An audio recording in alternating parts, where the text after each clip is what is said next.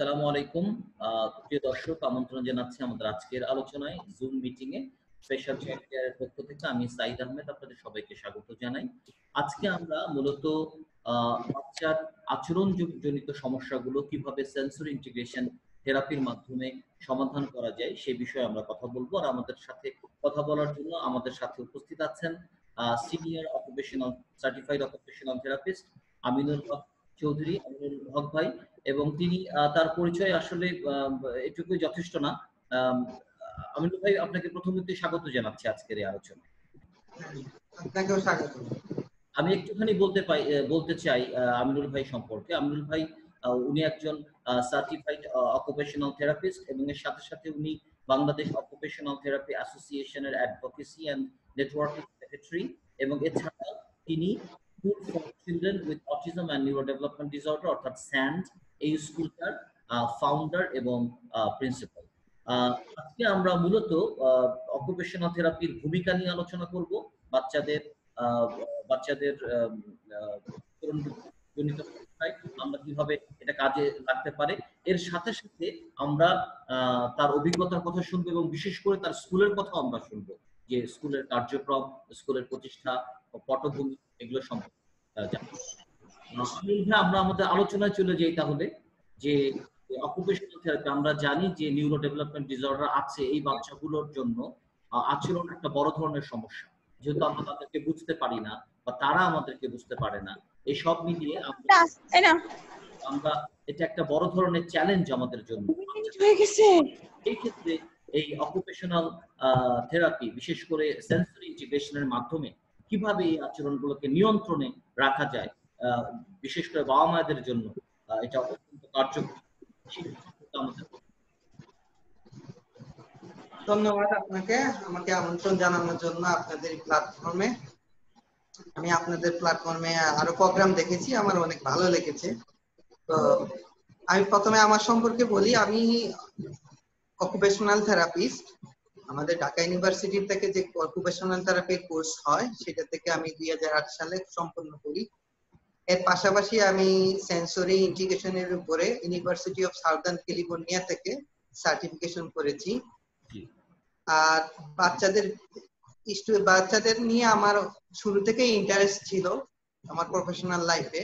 তো আমি সিআরপি তে দীর্ঘদিন কর্মজীবনে ছিলাম। 2014 সাল থেকে আমি উত্তরায় এসে আমি স্পেশাল বাচ্চাদের স্কুলিং নিয়ে কাজ করছি।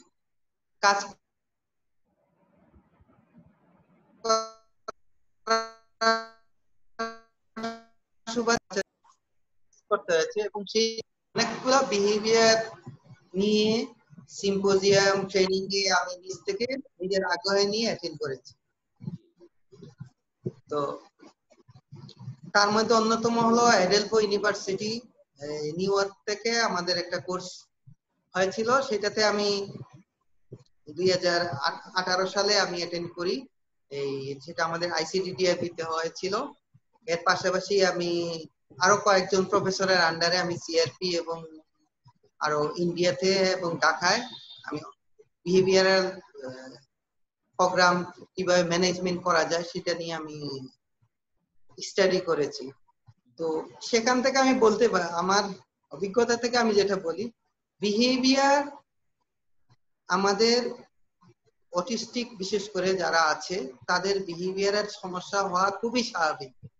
এর অন্যতম কারণ হলো এসব শিশুরা তাদের ইমোশন, আবেগ, অনুভূতি এগুলা স্বাভাবিকভাবে প্রকাশ করতে পারে না বা অসুবিধা হয়। সেখান থেকে তাদের যেটা হয়, তাদের এই চাহিদাগুলো আদায় করার জন্য তারা কিছু অ্যাকশন করে। সেই অ্যাকশন থেকেই তারা লার্ন করে বিভিন্ন বিহেভিয়ার। তো আমরা আমাদের বাচ্চাদের এই বিহেভিয়ারটা ধরে নিতে হবে, এটা জন্মগত না, এটা সে শিখেছে, এটা তার অ্যাকশন থেকে সে শিখেছে। তো যেটা লার্ন বিহেভিয়ার, সেটা কাটাতে গেলে আমাদের কতগুলো স্টেপ ফলো করতে হয়। ফার্স্ট অফ অল বিহেভিয়ারটাকে নোট করতে হবে যে আমার বাচ্চা কি বিহেভিয়ার করে, কেন, কখন, কিভাবে করে। তো বিশেষ করে এটা নোট করার পরেই আপনাকে আইডেন্টিফাই করতে হবে যে বিহেভিয়ার এর পিছনে কারণটা কি? তো নর্মালি বিহেভিয়ার বা শিশুদের বিহেভিয়ার প্রবলেম হওয়ার পিছনে 4টা কারণ, সবগুলা কারণকে 4টা ভাগে ভাগ করা হয়েছে। তার 1 নম্বর কারণ হলো সেন্সরি নিডস। সেন্সরি নিডস থেকে শিশুরা অনেক বিহেভিয়ার করে। আরেকটা হলো অ্যাটেনশন সিকিং, আরেকটা হলো এসকেপ বিহেভিয়ার। শিশু হয়তো অনেক কিছু টলারেট করতে পারছে না, সে লোড নিতে পারছে না, তখন সেই জায়গা থেকে, সেই কাজ থেকে উঠে যাওয়ার জন্য সে কিছু কাজ করে, সেটাকে বলা হয় এসকেপ বিহেভিয়ার। এর পাশাপাশি আরেকটা যে বিহেভিয়ার হলো যে তার ফিলিং, তাই কাজটা করে তার ভালো লাগে, এটাকে বলা হয় টিংলিং।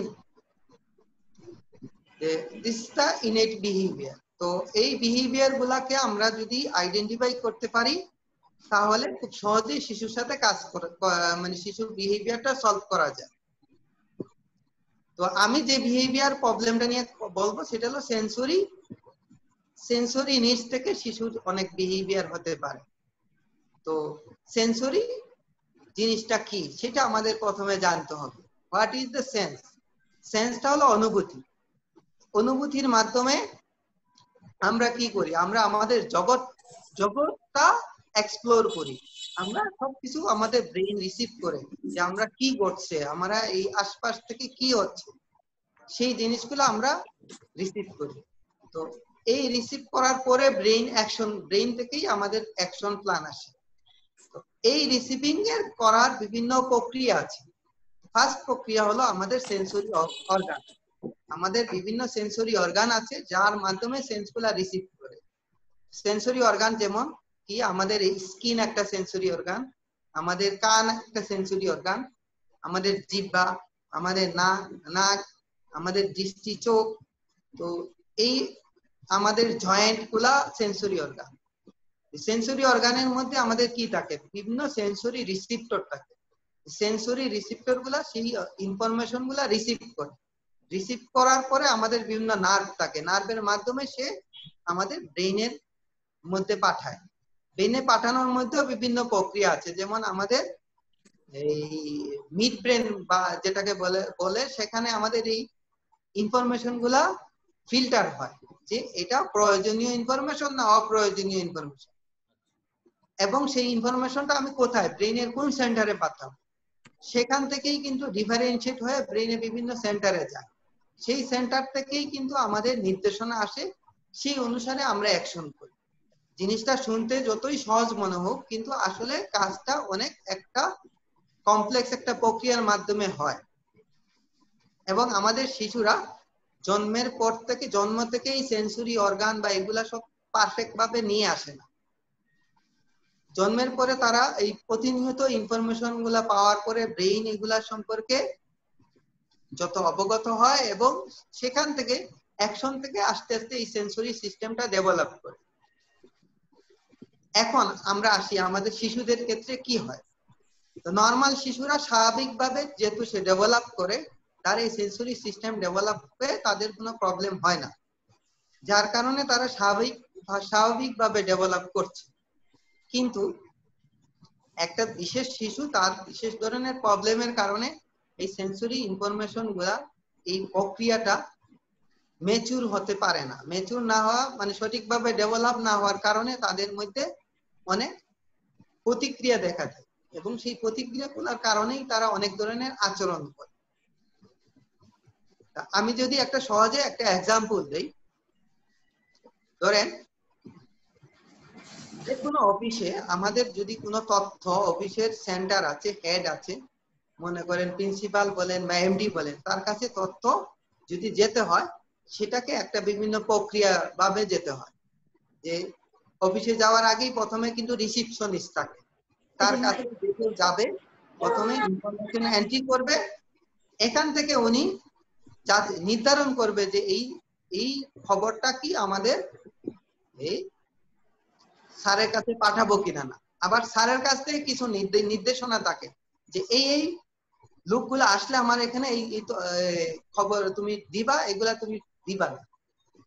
এই যে একটা প্রসেস, এটাকে বলা হয় ফিল্টারিং। সেই ফিল্টারিং আমাদের ব্রেইনে, মিড ব্রেইনে হয়।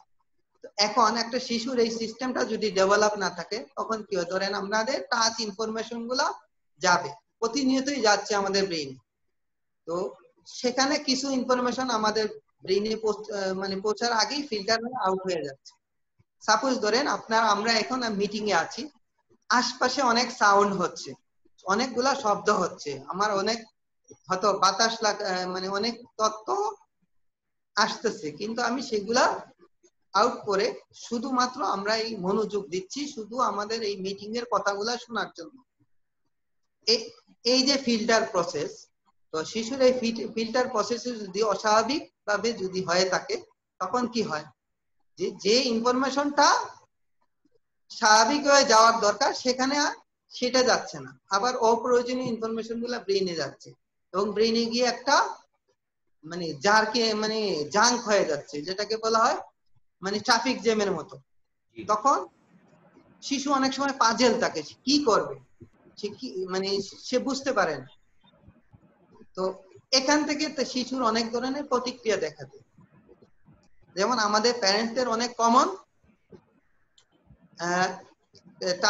মানে স্পর্শজনিত একটা কমপ্লেইন থাকে, বিশেষ করে ছোট বাচ্চাদের ক্ষেত্রে, যে গায়ে কাপড় রাখতে চায় না, চুল কাটতে দেয় না, চুলে ধরতে দেয় না, ভিজা জিনিস হাত দিয়ে শিশু ধরতে চায় না, তারপর অন্য বাচ্চাদের কাছে যেতে চায় না, মিশতে চায় না, একা একই থাকতে চায়, অপরিচিত লোকজন দেখলেই সে চিৎকার করে, নতুন পরিবেশে গেলে সে আইকার হয়ে যায়। এই সবগুলোই কিন্তু শিশু এই বিভিন্ন নিউ ইনফরমেশন গুলার সাথে তার ব্রেইন টলারেট করতে পারে না বিধায় সেই রিয়াকশন গুলা করে। এখন আসুন আমরা যারা সেন্সরি ইন্টিগ্রেশন থেরাপিটা সম্পর্কে আমি বলি। সেন্সরি ইন্টিগ্রেশন থেরাপি হলো একটা সায়েন্টিফিক একটা মেথড। তো এই মেথডটা ফার্স্ট আইডেন্টিফাই করেন 1962 সালে প্রফেসর জেন আয়ার। উনি একজন অকুপেশনাল থেরাপি সিনিয়র, উনি ইউনিভার্সিটি অফ সান্দার্ন ক্যালিফোর্নিয়া গবেষণাগারে যখন উনি এই কিছু বাচ্চাকে এইভাবে নোটিস করেন, সেখান থেকেই উনি গবেষণা করে দেখলেন যে বিশেষ করে গবেষণাটা চলছিল যে শিশুদের ডেভেলপমেন্টের সাইকোলজিক্যাল ডেভেলপমেন্ট নিয়ে। তো সেখানে বিভিন্ন প্রাণী নিয়ে গবেষণা করা হচ্ছিল।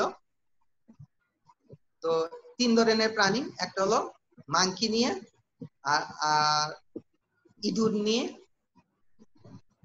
তো আর হলো হিউম্যান বেবি, জন্মের পরে ইনফ্যান্টাল যে বেবি থাকে বেবিদের নিয়ে।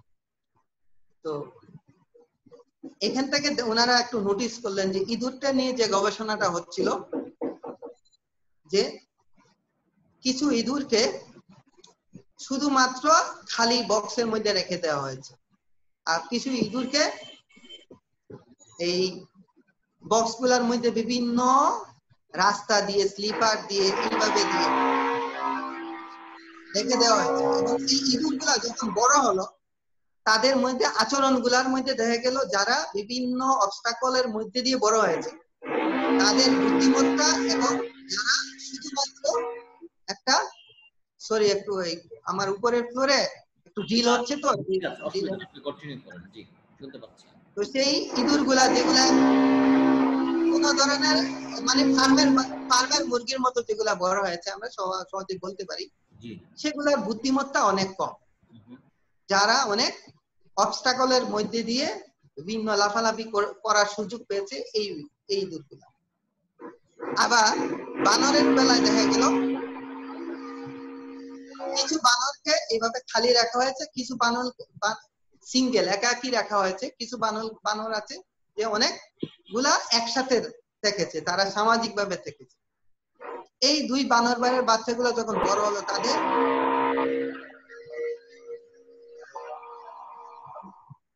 তাদের যেটা হলো, এটা সেন্সরি প্রবলেম হচ্ছে, ডিল হচ্ছে, তো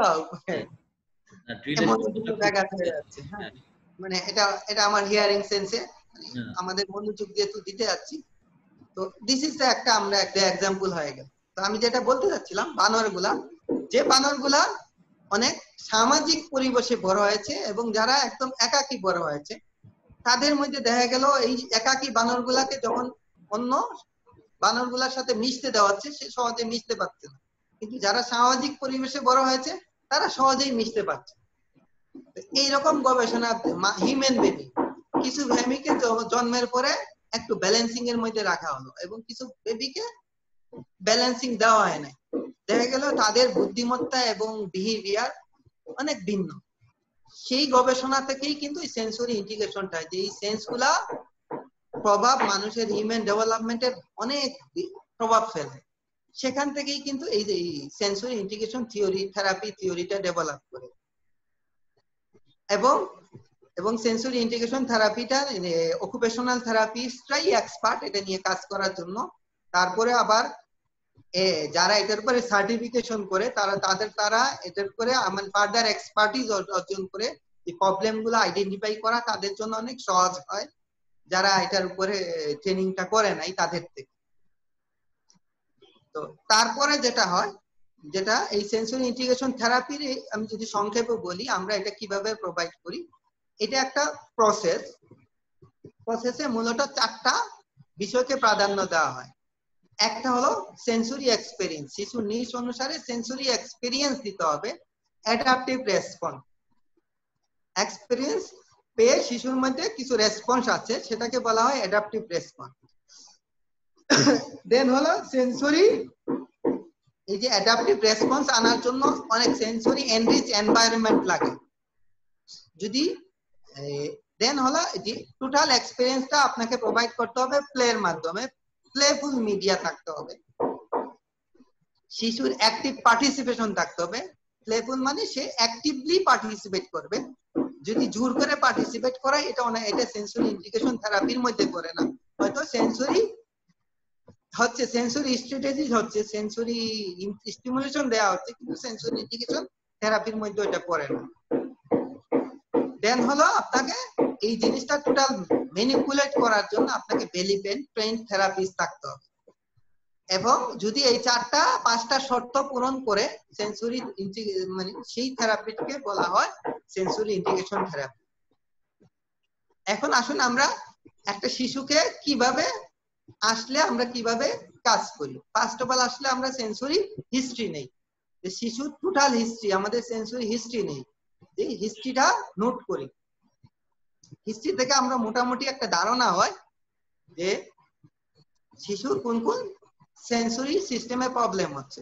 দেন হলো আমরা ক্লিনিক্যাল অবজারভেশন বলা হয়, আমরা শিশুকে বিভিন্ন কাজ করতে দেই, মানে এটা কনফার্ম হওয়ার জন্য আসলে তার এই সেন্সরি সিস্টেমে প্রবলেম হচ্ছে কিনা। Excuse me. সেকেন্ড হলো এই প্রবলেমটা আইডেন্টিফাই করার পরে আমরা তার জন্য নির্ধারণ করি কোন ধরনের সেন্সরি এক্সপেরিয়েন্স দরকার, এবং সেই আমরা এনভায়রনমেন্টটাকে ওইভাবে ডিজাইন করি যেহেতু এটা বাচ্চাকে অ্যাক্টিভ। তারপরে আমরা শিশুর সাথে প্রথম যেটা করি, প্রথমে শিশুকে আমরা ফোর্স করি না, আমরা প্রথমে শিশুকে আমাদের সেন্টারে আনার পরে আমরা প্রথমে তাকে তার মতো করে কিছুক্ষণ ছেড়ে দিই। পাশাপাশি আমরা যে স্টিমুলেশন গুলা তাকে দিতে যাচ্ছি সেগুলা তাকে অফার করি। মানে এখানে 2 ধরনের, অর্ডার আর অফার। অর্ডার মানে করো, আর অফার তুমি কি এটা চাও, এটা করবে, দেখো এটা কত সুন্দর। হ্যাঁ, তাকে আমরা প্র্যাকটিক্যালি করে দেখাই, দেন শিশুর মধ্যে ইন্টারেস্ট করে আমরা কাজটা করি। সেই করার মাধ্যমে আমরা তখন এই কাজটা করার সময় আমরা কিন্তু অবজার্ভ করি তার যে এই সেন্সরি চাহিদাটা কিভাবে ডেভেলপ করছে। তো সেন্সরি বিষয়গুলা কিছু থাকে, কিছু প্রাইমারি সেন্সরি প্রবলেম থাকে আর সেকেন্ডারি প্রবলেম থাকে। প্রাইমারি গুলা যদি প্রবলেম হয় অবশ্যই সেকেন্ডারি প্রবলেমটা আসবে, কিন্তু প্রাইমারিটা সলভ হওয়ার পরেই দেখা যাবে সেকেন্ডারি প্রবলেম গুলা নিয়ে আমরা কাজ করি। এখন এই আমরা আসি আসলে আমাদের কোন কোন সেন্সরি সিস্টেম নিয়ে আমরা কাজ করি সেটা একটু বললে আপনাদের জন্য আরেকটু সুবিধা হবে। 1 নম্বর হলো প্রথম শিশুর ডেভেলপমেন্টে সবচেয়ে বেশি যে সেন্সটা প্রভাব ফেলে সেটা হলো স্পর্শ, টাচ। বিশেষ করে শিশুর সোশ্যাল সাইকোসোশ্যাল ডেভেলপমেন্টে স্পিচ, কমিউনিকেশন, তার যে আবেগ অনুভূতি প্রকাশ, এগুলাতে এই স্পর্শটা অনেক বেশি প্রভাব ফেলে। এটা যদি সঠিকভাবে ডেভেলপ না হয় শিশু, শিশু সামাজিক হতে পারে না, সে মিশতে পারে না, সে এই সামাজিক কথা তার অনেক পিছিয়ে পড়ে সোশ্যাল স্কিল ডেভেলপমেন্টে। তারপরে আসি আমরা যে প্রোপ্রিওসেপশন। প্রোপ্রিওসেপশনটা কি? আমাদের জয়েন্ট পজিশন সেন্স, আমাদের যে আমাদের শরীরের কোন অর্গান কোন অবস্থায় আছে সেটা আমরা ফিল করতে পারি এই জয়েন্ট পজিশন সেন্সের মাধ্যমে। আমরা কতটুকু শক্তি দিব, কতটুকু শক্তি দিব না, কতটুকু জুড়ে ধরবো, কতটুকু আস্তে ধরবো, জিনিসটা ভারী না হালকা, এই জিনিসগুলো আমরা ফিল করি আমাদের এই প্রোপ্রিওসেপশন সেন্সের মাধ্যমে। এবং যেসব শিশুর এগুলা এই সেন্সের প্রবলেম থাকে, তাদের স্বাভাবিকভাবে তারা দেখতে কলম ঠিক মতো ধরতে পারে না, একটা ওয়েট ক্যারি করতে পারে না, সে দেখা যাচ্ছে যে অনেক বেশি জয়েন্ট সেন্স নিচ্ছে, বলা হয় প্রোপ্রিওসেপটিভ সিকিং বিহেভিয়ার। সে অনেক বেশি লাফালাফি, বার্কিং, জার্কিং করতে পারে এই শিশুরা এই ধরনের প্রবলেম থাকলে। তো আমরা তখন এই প্রোপ্রিওসেপটিভ সেন্সটা নিয়ে কাজ করি। আবার প্রতিটা সেন্সের দুই ধরনের প্রবলেম থাকে, দুই তিন ধরনের প্রবলেম থাকে। একটা হলো আন্ডার রেসপন্সিভ, ওভার রেসপন্সিভ, আর একটা হলো সিকিং বিহেভিয়ার। তো আন্ডার রেসপন্সিভ মানে যেভাবে যতটুক রেসপন্স হওয়ার কথা তার চেয়ে কম রেসপন্স করছে। ওভার রেসপন্সিভ মানে যতটুক হওয়ার কথা তার চেয়ে অতিরিক্ত করে ফেলছে। আর সিকিং মানে ওই সেন্সটা সে বারবার সিক করছে, বারবার ওই সেন্সটা নিতে যাচ্ছে, সিকিং বিহেভিয়ার। তো ঠিক আমরা প্রোপ্রিওসেপটিভ সেন্সে ওই ধরনের প্রবলেম হয়। তো এই ধরনের বাচ্চা যাদের প্রোপ্রিওসেপটিভ প্রবলেম হয় তাদের বিশেষ করে লাইফ স্কিলে অনেক প্রবলেম হয়। তারা লেখাপড়ায় বিশেষ করে অনেক পিছিয়ে পড়ে, খেলাধুলায় অনেক পিছিয়ে পড়ে, তাদের এই যে গ্রস মোটর ফাইন মোটর ডেভেলপমেন্টে অনেক পিছিয়ে পড়ে এই শিশুরা। তারপরে আসে আমাদের ব্যালেন্স সেন্স। এটা একটা অন্যতম ইম্পর্টেন্ট সেন্স আমাদের ডেভেলপমেন্টের জন্য, আমাদের বা শিশু ডেভেলপমেন্টের জন্য। তো ব্যালেন্স সেন্সটা কি? আমাদের শরীরে ব্যালেন্স পরিবর্তন আমরা ফিল করতে পারি। আমরা না করে যদি সাপোজ ধরেন আমাদের যদি ভূমিকম্প হয়, আমরা ফিল করে আমরা কিন্তু ওই মিটিং এ বসতে পারবো না, আমরা কিন্তু মনোযোগ এখান থেকে হেরে আমরা উঠে দৌড় দিব, যতই ইম্পর্টেন্ট মিটিং হোক না কেন। এই যে ব্যালেন্স সেন্সের মাধ্যমে কি হচ্ছে, আমাদের অ্যালার্টনেস চেঞ্জ হচ্ছে, মানে মনোযোগটা। হ্যাঁ, তো এই ব্যালেন্স সেন্সের প্রবলেম হলে শিশু দেখা যাচ্ছে মনোযোগে প্রবলেম হয়, শিশু অ্যাটেনশনে অনেক প্রবলেম হয় শিশু। তো তো এই ব্যালেন্স সেন্সে ওভার রেসপন্সিভ থাকতে পারে, আন্ডার রেসপন্সিভ থাকতে পারে, আবার সিকিং। সে অনেক ব্যালেন্স সেন্স সিক করতে সব সময় সে রকিং করতে পারে, সে হেড ব্যাঙ্গিং করতে পারে, মানে ব্যালেন্স সেন্সটা সে সিক করছে, সে ঘুরতে পারে অনেক বেশি। হ্যাঁ, বা এই ধরনের রাইটস গুলা সে অনেক বেশি নিচ থাকে। তখন আমরা এই শিশুকে এই সেন্সরি প্রবলেম, মূলত তিনটা সেন্সে সেন্সরি ইন্টিগ্রেশন নিয়ে সবচেয়ে বেশি কাজ করা হয়। এর পাশাপাশি হয়তো আমাদের টাচ আছে, স্পর্শ মানে স্বাদ আছে, ঘ্রাণ আছে, তারপরে দৃষ্টি আছে, অডিটরি আছে, যে ওভার রেসপন্সিভ অডিটরি, এগুলা নিয়ে আমরা কাজ করি। কিন্তু এই তিনটা সেন্সে সবচেয়ে বেশি শিশুর ডেভেলপমেন্টে প্রভাব ফেলে, এই তিনটা সেন্স ডেভেলপমেন্টে। এবং আমরা প্যারেন্টসরা কিন্তু সবচেয়ে বেশি ইগনোর করি এই তিনটা সেন্সটাকে, কারণ এই সম্পর্কে আমরা জনসাধারণ বা বিশেষ করে আমাদের ফিজিশিয়ানরাও এতটুকু অ্যাওয়ার না, যতটুকু আমরা দৃষ্টি সম্পর্কে অ্যাওয়ার, যতটুকু আমরা হিয়ারিং সম্পর্কে অ্যাওয়ার, স্বাদ সম্পর্কে, ঘ্রাণ সম্পর্কে অ্যাওয়ার থাকি। কিন্তু ওই তিনটা সেন্স যেহেতু এতটুকু, এই তিনটা অর্গান, চারটা অর্গান আমাদের দেখা যায়, কিন্তু ওই চারটা অর্গান তো ওইভাবে আমরা যে এগুলা যে সেন্সরি সিস্টেম আমরা ফিল করি না, যার কারণে শিশুর এই প্রবলেম গুলা নিয়ে আমরা প্রপার ভাবে কাজ করাও অনেক সময় হয় না।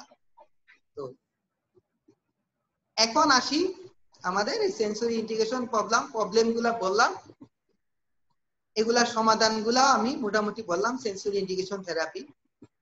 তো এর বাইরেও আমরা যেটা করি যে আসলে শিশুর যে বিহেভিয়ারটা করছে সেটা কি সেন্সরি কারণে করছে না অন্য কারণে করছে, সেটা নিশ্চিত হয়ে কাজটা করতে হয়। তো আমি আর বললাম যে আরো তিনটা কারণ আছে। সেটা হলো যে শিশু ধরে সে হাতে কিছু নিয়ে কিছু মনোযোগ রাখার জন্য অনেক সময় সেলফ স্টিমুলেটিং বিহেভিয়ার থাকে, এসএসবি বলা হয় অটিজম বাচ্চাদের। এটার কারণে তারা কিছু বিহেভিয়ার করতে পারে, সেটা কিনা না, তার অ্যাটেনশন সিকার, কিছু বাচ্চা থাকে অ্যাটেনশন সিকার, অ্যাটেনশন সিক করার জন্য সে অনেক বিহেভিয়ার করে, যেটা হয়তো অনেকটা সেন্সরির মতো মনে হয়, কিন্তু ডিফারেন্সিয়েট না করলে একটা সেন্সরি ইন্টিগ্রেশন আমি দিচ্ছি কিন্তু বিহেভিয়ার সলভ হচ্ছে না, কারণ এখানে তার অ্যাটেনশন নিয়ে কাজ, অ্যাটেনশন সিকিং বিহেভিয়ার আছে। আরেকটা তো এসকেপ বিহেভিয়ার, এটা হলো পরিবেশগত কারণে বা একাডেমিক কারণে, আদার্স। ধরেন শিশু লেভেল বুঝে আমি একাডেমিক কাজ দিলাম না, স্পিচের কাজ দিলাম না, বা তার যে ইন্টেলেকচুয়াল লেভেল বুঝে কাজ দিচ্ছি না, তখন সে এই কাজ থেকে এসকেপ করার জন্য সে নিজেই কিছু অ্যাকশন করে ফেলে। তো সেই অ্যাকশন করে এই কাজটাকে সে অ্যাভয়েড করে। সাপোজ ধরেন সে আপনি জোর করে লেখাচ্ছেন, কিন্তু সে এখন লিখতে চাচ্ছে না, তখন কি হচ্ছে, সে হয়তো সামহাও আপনাকে চিমটি দিল বা কামড় দিল, তখন সে কি হলো, আপনি তাকে ছেড়ে দিলেন, কি লার্ন করলো যে হ্যাঁ আমি যদি অ্যাকশনটা করি মা আমাকে ছেড়ে দিবে। তো তখন সেটা হয়ে যাচ্ছে কমিউনিকেশনের কারণে, গ্যাপের কারণে একটা বিহেভিয়ার তৈরি হয়ে যাচ্ছে। তো এই প্রবলেম গুলোর কারণেও শিশুর বিহেভিয়ার হচ্ছে কিনা না সেটা আইডেন্টিফাই করে নিশ্চিত হতে হবে শিশুর সেন্সরি কারণে প্রবলেম হচ্ছে, তখন সেন্সরি ইন্টিগ্রেশন থেরাপিটা যদি প্রপার ভাবে অ্যাপ্লাই করা হয় তখন শিশুর প্রবলেমটা অবশ্যই সলভ হবে। আশা করি আমি সেন্সরি ইন্টিগ্রেশন, সেন্সরি সিস্টেম সংক্ষেপে চেষ্টা করেছি আপনাদের বোঝানোর। এখন আপনারা যদি কোশ্চেন করেন তাহলে হয়তো আমি আসছি। অসংখ্য ধন্যবাদ আমিনুল ভাই আপনাকে। আপনার একেবারে মানে এত জটিল একটা বিষয় আপনি খুব কম সময়ে সবগুলো বিষয় টাচ করেছেন, সবগুলো বিষয় আপনি আমাদেরকে খুব সহজ করে বুঝিয়েছেন, যেটা হয়তো আমাদের অনেক দরকার ছিল। কারণ অনেকেই আমরা আমাদের বাচ্চার জন্য সেন্সরি ইন্টিগ্রেশন থেরাপি এটা আমরা নিচ্ছি, কিন্তু আমরা ঠিক জানি না যে কেন নিতে হয় বা কিভাবে কাজ করে, এই জিনিসটা হয়তো অনেকে জানেন না। আমি প্রশ্নে যেতে চাই আমাদের প্যারেন্টদের। মঞ্জুর ভাই কি প্রশ্ন করছিলেন? না, আমি করি নাই। আচ্ছা, কেউ একজন মানে প্রশ্ন করতে চাচ্ছিলেন, আমি আপনারা আনমিউট করে প্রশ্ন করতে পারেন, মাইকটা আনমিউট করেন, করে প্রশ্ন করেন। জি, কি প্রশ্ন করতে পারেন। আমি প্যারেন্টসদের কাছে যাচ্ছি যে আপনাদের কোনো প্রশ্ন থাকলে আমিনুল ভাইয়ের কাছে প্রশ্ন করতে পারেন। জি ভাইয়া, আমার ছেলের নাম দিমি, তার বয়স হচ্ছে 7 বছর 9 মাস। ওর ভেতরে মানে ও দেখি হাতে সবসময় যে কোনো একটা জিনিস রাখে আর কি, সবসময়। তা আগে যেটা করতো যে কোনো হাতে জিনিস নিয়ে ও দাঁতে বাড়ি দিত, সামনের যে দুটো দাঁত আছে ওই দাঁতে বাড়ি দিত। তো এখন সে দাঁতে বাড়ি দেয় না, কিন্তু সবসময় সে হাতে কোনো না কোনো জিনিস রাখে।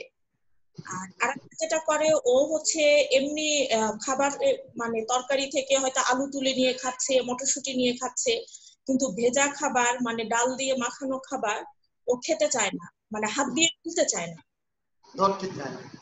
আচ্ছা, কিন্তু আপনার দুইটা প্রবলেমটা বললেন, দুইটা অনেকটা ট্যাকটাইল প্রবলেমের সাথে রিলেটেড। বিশেষ করে মনে হচ্ছে শিশুর হিস্ট্রি থেকে মনে হচ্ছে তার ট্যাকটাইল ডিফেন্সিভনেস আছে, তার একটু ডিটেইলস আমার দেখলে ভালো হবে। তো ডিফেন্সিভনেস শিশু যারা থাকে ট্যাকটাইল মানে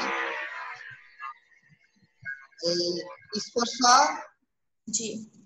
স্পর্শ অনেক স্পর্শ থেকে বাচ্চা অ্যাভয়েড করতে চায়, এবং সে অ্যাভয়েড করার জন্য সে কি করে হাতের মধ্যে তার এটা নিজের সেলফ অ্যাডজাস্টমেন্ট হয়ে গেছে, হাতের মধ্যে কিছু রাখলে ওই স্পর্শগুলা থেকে অ্যাভয়েড হবে, এবং এখান থেকে তার একটা পার্সোনাল সিকিউরিটি তৈরি হয়েছে, যে ইনার একটা ইনসিকিউরিটি ফিল থেকেই সে জিনিসটা হাতে রাখে। মূলত তার এই ট্যাকটাইল প্রবলেমটা যদি সলভ করা যায় তাহলে সে আশা করি দুইটা প্রবলেমই সলভ হয়ে যাবে। আচ্ছা, আগে দাঁতে বাড়ি দেয়, যে কোনো জিনিস নিয়ে দাঁতে বাড়ি দেয়, সামনের দুটা দাঁত আছে উপরের পাটির যে দাঁতে বাড়ি দেয়। এটা কি সব সময় করে নাকি কোনো নির্দিষ্ট কারণ থাকে? যখন ওকে নিয়ে আমি কাজ করি তখন কিন্তু করে না, ও যখন ফ্রি সময় থাকে তখন এই কাজটা করে।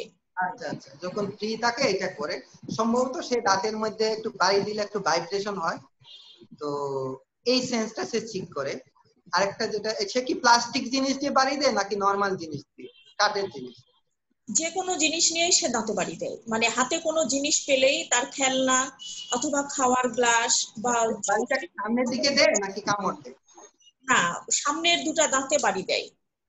এই এই এই যে এইভাবে, হ্যাঁ ভাইয়া যে যে এই যে সামনের পাটির ওপরের দুটা দাঁত, এই দুটা দাঁতে সে বাড়ি দেয়। আচ্ছা, দাঁত কি আপনি টেস্ট করিয়েছেন? এখানে কোনো ধরনের দাঁতে ক্ষয় জাতীয় কোনো প্রবলেম আছে কিনা? না, দাঁত টেস্ট করা হয়নি। আচ্ছা, অনেক সময় আমাদের দাঁতের মধ্যে যদি পোকা থাকে, তো জি। যদি ব্যথা করে শিশুর এটা করতে পারে, সেটা আচ্ছা। আপনাকে নিশ্চিত হতে হবে। এর পাশাপাশি শিশুরা অনেক সময় এই যে বাড়ি দিলে একটু ভাইব্রেশন হয়, জি। তখন সেই ভাইব্রেশনটা ঠিক করার জন্য এটা করতে পারে। আর একটা হলো দাঁতের সে প্রোপ্রিসেপ্টিভ, মানে দাঁতে প্রেসার নেওয়ার জন্য সেই কাজটা করতে পারে। তো আপনাকে মানে এটা নিশ্চিত হতে হবে এই তিনটা কারণের কোনটার কারণে। ফার্স্ট অফ অল আপনাকে একটু ডেন্টিস্টের সাথে বা আপনার দাঁতটা চেক করে দেখতে হবে দাঁতে কোনো ধরনের ক্ষয় বা দাঁতের ফাঁকে কিছু ময়লা আছে কিনা, না যেটার কারণে হয়তো তার অস্বস্তি লাগে, তখন সে এটা করে, এটার কারণে হতে পারে। তো এটা আপনার ওই কারণটা সলভ করতে হবে। আর যদি এটা না হয়, যদি তার মধ্যে ভাইব্রেশন এর কারণে হয়, তখন সেই ক্ষেত্রে আপনাকে কিছু ভাইব্রেটরি স্টিমুলেশন দিতে হবে, বিশেষ করে ভাইব্রেটরি ব্রাশ। আর জি। প্রোপ্রিসেপটিভ প্রবলেমের কারণে যদি হয়, সেই ক্ষেত্রে আপনাকে বিভিন্ন আমাদের টিউব আছে যেগুলাতে চিবালে এই জিনিসটা ফিল হয়, সেটা আপনাকে দিতে হবে। তো আপনার এই তিনটা কারণের মধ্যে একটা কারণ আপনাকে আইডেন্টিফাই করতে হবে আসলে কোনটার কারণে হচ্ছে শিশুকে। হাতে যদি কোনো জিনিস রাখে আর কি, তখন কিন্তু আমরা যেটা করি ওর হাত থেকে জিনিসটা নিয়ে নেই। এটা কি ঠিক হয়? আমি আসলে জানি না। ওর আচ্ছা, হাত জিনিস। এটা যেহেতু তার ট্যাকটাইল ইস্যুস আছে, এটা এই ধরনের বাচ্চার এটা হওয়া স্বাভাবিক। মানে তারা আদার টাচ গুলা বিভিন্ন, মানে যেগুলা টাচ তাকে অস্বস্তি ফিল করে, সেগুলা না ধরার জন্য, অ্যাভয়েড করার জন্য সেলফ স্ট্র্যাটেজি, যে হাতে কিছু থাকলে তো ধরতে হয় না, অন্য জিনিস সেটা হয়। আর এটা ধরতে ধরতে তাদের মধ্যে একটা পার্সোনাল ইনসিকিউরিটি তৈরি হয়ে যায়, যে হাতে কিছু থাকলে তার একটু সিকিউর ফিল করে, না থাকলে সে ইনসিকিউর ফিল করে। তো মূলত এটা ইনসিকিউরিটি থেকেই আসতেছে। আপনার এই ইনসিকিউরিটিটা কাটাতে হবে। ট্যাকটাইল যে ইনসিকিউরিটি আছে টাচ, সেটা আপনাকে কাটাতে হবে। আপনাকে একদিন যদি আমার কাছে নিয়ে আসতে পারেন সেন্টারে, তাহলে দেখা যাচ্ছে আমি হয়তো তার কিছু কাজ আপনাকে দেখায় দিলে হয়তো এটা সলভ হবে। আচ্ছা, ধন্যবাদ ভাইয়া। Thank you. আচ্ছা, আমি একটা জিনিস জানতে চাচ্ছি। আমার ছেলেটা দীর্ঘদিন যাবতীয়, আমরা যেহেতু ওর বয়স বড় 20 বছরের মতো, ও টোর উপর ভর করে হাঁটে। এখন এটা হাঁটার ফলে যে জায়গাগুলো বেশি পায়ের আঙ্গুলের উপরে ভর্তি আছে না? এখন এইখানে ফলে হয়েছে কি, পিছনের যে টেন্ডন যেটা, সেটা শর্ট হয়ে গেছে। আমি একটু স্পেশাল টাইপের একটু জুতাটা উঁচু করে দিয়ে, একটু জোরে বললে হয়, আমি একটু শুনতে পাচ্ছি না। যে আমি বলতেছিলাম যে ও টোর উপর ভর করে হাঁটে। এটা বেশ কয়েক বছর যাবত, ফলে ওর টেন্ডন যেটা, এটা শর্ট হয়ে গেছে। সামনের অংশটা একটু, যেটা বেশি প্রেসার পড়ে সেইখানে যে কোনো নিউরোলজিক্যাল প্রবলেম আছে, সিপি বা ডেভেলপমেন্টাল ডিলে এই ধরনের? না, এরকম কোনো কিছু নাই। কিন্তু এই জিনিসটা হঠাৎ করে আপনার 5-6 বছরের সময়, এটা 6-7-8 বছরের সময় দেখলাম যে এটা আস্তে আস্তে ওই পায়ের উপরে একটু উঁচু করে। এখন বয়স কত? এখন 20 বছরের মতো। 20 বছর। আচ্ছা, আর এতদিনও এই প্রবলেমটা অলরেডি পার্মানেন্ট হয়ে গেছে না, যতটুকু কিন্তু বুঝি। এখন দেখতে হবে টেন্ডনটা যদি ফ্লেক্সিবল থাকে তাহলে সলভ হবে। মানে টেন্ডনটা যদি এই যে আপনার প্রেসার দিয়ে জাগায় আনা যায়, তাহলে জিনিসটা হয়তো সলভ করা যাবে ওকে প্র্যাকটিস করার মাধ্যমে। আর না হলে এটা তো আমাদের আসলে কি, মাংসপেশি যত বড় হয় তত হার্ড হয়ে যায়। প্রবলেমটা মানে এখন অনেকটা পার্মানেন্ট হয়ে গেছে আমার মনে হচ্ছে। তো সেক্ষেত্রে তার মধ্যেও একটা অ্যাডজাস্টমেন্ট হয়ে গেছে, টু ওয়াকিং করে হাঁটা। এই যদি টেন্ডন শর্ট হয়ে যায়, তখন আমাদের কিছু সার্জিক্যাল প্রসিডিউর আছে। তারপরে অনেক সময় বুটক্স আছে, যে সেটাকে টেন্ডনটাকে নরম করে তারপরে এএফও দেয়, স্পেশাল শুজ দেওয়া হয়, তারপরে শর্ট করা হয়। এখন তার যদি সেন্সরি প্রবলেম থাকে, তো এই জিনিসগুলা নিতেও তার প্রবলেম হবে। তো আপনার পায়ের তলার সেন্সরি সেন্স, মানে এখনো যদি সেন্সরি প্রবলেম থাকে, সেই প্রবলেমটা আপনাকে সলভ করে দেন হলো আপনাকে এই প্রসিজার গুলাকে যেতে হবে, তাহলে হয়তো সুযোগ হতেও পারে। Thank you. এটার আমিনুল ভাই, এটার সমাধান কি? এটা কি সিআরপি তে উনি যেতে পারেন? এটা কোথায় যোগাযোগ করবেন? আচ্ছা, এখন হলো okay first of all occupational থেরাপিস্টকে দেখাতে হবে যে ওর পায়ের যে আসলে ওয়াকিং এ এখনো কি সেন্সরি ইস্যু আছে। আর অনেক সময় সেন্সরি ইস্যুস গুলা চলে যায়, আর ওইটার পরে ওইটার যে কমপ্লিকেশনের কারণে কিন্তু এটা হতে পারে যে পায়ে আগে স্পর্শজনিত প্রবলেম ছিল, তখন সে 2 ওয়াক করে হাঁটতে হাঁটতে তার এটা অভ্যাস হয়ে গেছে এবং ওই অভ্যাসের কারণে টেন্ডনটা শর্ট হয়ে গেছে। যদি এখন সেন্সরি ইস্যুস না থাকে সেক্ষেত্রে আপনাকে সিআরপি তেই যেতে হবে, সিআরপি অথবা অর্থোপেডিক্স কোনো ডাক্তারের কাছে। সিআরপি তে যেটা দেওয়া হয় যে এএফও ডিভাইসটা বানায় দেওয়া হয়, কিন্তু যদি মানে এখন 20 বছর তো টেন্ডনটা অনেক এখন মাংস বড় হয়ে গেছে, টেন্ডনটা হার্ড হয়ে গেছে, আপনার ছেলে সম্ভবত জুতা পরে। অর্থোপেডিক্সের কাছে যেতে হবে। মঞ্জুর ভাই আপনার ছেলে একটা জুতা ব্যবহার করে সম্ভবত, না? হ্যাঁ, আমার একটু ওই পিছনের অংশ, এটা কোনো ডাক্তারের প্রেসক্রাইব করা না, আমি নিজেই দেখলাম যে আসলে তো ওই পিছনের অংশ বহর না পাইলে সামনের অংশ দিয়ে চলা খুবই কঠিন হয়ে যায়, এবং আমরা যেটা বলি শক্ত হয়ে যে বয়রা হওয়া, মানে অনেকটাই এই ল্যাঙ্গুয়েজটা বুঝেন কিনা, বয়রা বা এক ধরনের শক্ত মাংস। জুতাটা কে দিয়েছিলেন? কোন ডাক্তার, অর্থোপেডিক ডক্টর দিয়েছিলেন? তাতে নাই, আমি নিজে একটু ডিজাইন করে দিলাম, তাতে একটু সুবিধা হয়েছে। দেখলাম যে মানে আপনার ওই ভরটা পিছনের অংশ একটু পায়, তাতে হাঁটাটা হয়। আমি চিন্তা করতেছি যে এখন তো করোনার জন্য কোথাও ডাক্তার যেতেও পারতেছি না, এই সময়টার মধ্যে এই কাজটা। কতদিন আগে আপনি যেটা দিয়েছেন এটা কি সে পায়ে রাখে? এটা পায়ে রাখে, জুতা পায়ে রাখে। তাহলে আপনাকে বেস্ট হবে সিআরপি তে যাওয়া। আচ্ছা, ওইখানে অর্থোপেডিক প্রস্থেটিক যে ডিপার্টমেন্ট আছে, ওরা পার মাপ নিয়ে মেজারমেন্ট নিয়ে আমাদের বিভিন্ন আলাদা এগুলোর জন্য আলাদা ম্যাটেরিয়ালস আছে। হ্যাঁ, যেটাকে বলে থার্মোপ্লাস্ট বা বিভিন্ন ধরনের হার্ড ম্যাটেরিয়ালস আছে যেগুলা দিয়ে কৃত্রিম হাত পা বানানো হয়। সেই জিনিসগুলা দিয়ে আপনাকে একটা এএফও বানায় দিবে। ওর পায়ের রেঞ্জটা বুঝে যে কতটুকু রেঞ্জ আছে, সেই অনুসারে পরবর্তীতে হয়তো রেঞ্জটা আরেকটু কমায় দিবে। এইভাবে করে করে করে করে আপনাকে হয়তো জায়গায় আনতে পারবে, যেহেতু সে জুতাটা পায়ে রাখে। তো সেক্ষেত্রে আপনাকে সিআরপি বেস্ট হবে, সিআরপি সাবার আপনার জন্য বেস্ট। মানে আপনার মানে পেশাজীবী কারো মানে ওনাদের পরামর্শ না নিয়ে নিজে নিজে জুতা দেওয়াটা তো মনে হয় ঠিক হচ্ছে না। আমি নিজে দিলাম, মেজারমেন্টটা ঠিক হয় না। না হইলে ওই যে আপনার পিছনের অংশের যে চাপ পায়, আমি দেখছি হাঁটা খুবই সমস্যা হচ্ছে। আর ওই কিন্তু আমরা তো সায়েন্টিফিক ব্যাপারটা বুঝবো না যে ঠিক কোন মেটেরিয়াল দিয়ে কোন মেজারমেন্টে। আপনার একটা ভালো কাজ হয়েছে যে আপনি ওর অভ্যাসটা করতে পেরেছেন যে জুতা রাখে, এটা খুব রাখার অভ্যাস হয়েছে, কিন্তু আপনাকে একটু সিআরপি সাভারে যেতে হবে। ওই আপনার এই যে কোভিড-19 এর জন্য কোথাও মুভ করতে পারতেছে না, এই আর কি। এপ্রিল মে থেকে যাব, এখন খোলা আছে। জি, খোলা কার্যক্রম চলছে। আর কোন প্রশ্ন? আমি আরো অনেকজনকে দেখতে পাচ্ছি। আসসালামু আলাইকুম। ওয়া আলাইকুম সালাম। শোনা যাচ্ছে তো? জি জি জি, ক্লিয়ার। জি, আমিনুল ভাইয়ের সাথে আমার ফেসবুকে পরিচয়, যদিও এইভাবে কখনো মিটিং সরাসরি পরিচয় না। ফেসবুকে আমার ফ্রেন্ড লিস্টে আপনার, এইজন্যই তো আমরা পরিচয় করে দেওয়ার জন্য। এই যে দেখেন মাঝখানে বসে আছি আমি আপনাদের দুজনে।